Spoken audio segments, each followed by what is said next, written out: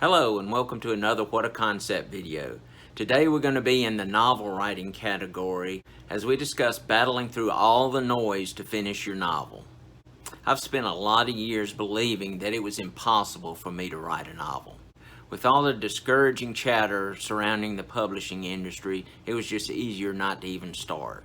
On top of that, there's a lot of writing advice that says you need to write right. To talk myself out of my novel, I will run through a list of you don't haves: the talent, the time, the skills, the perseverance, the connections, an agent, the creativity, or the inspiration.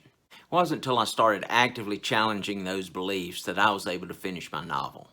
You can't gauge your talent and skill until you have a finished book to judge.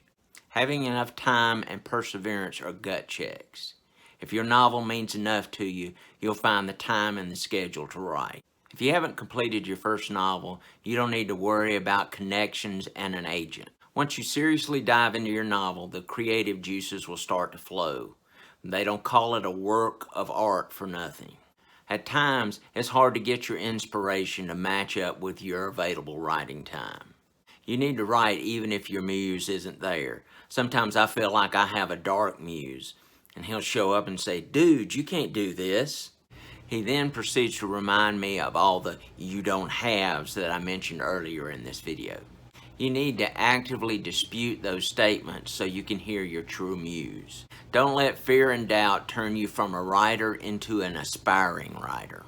Been there, done that, got the t-shirt, but didn't write a book about it. The whole point behind this video is you have to make a commitment to finish your novel. And you have to hold yourself accountable for that commitment. And now for the Writing Aphorisms. The journey of 100,000 words begins with a single commitment. Keep your nose to the prose. It's time to stop fearing the doubt and start doubting the fear. I'll be back with what's next.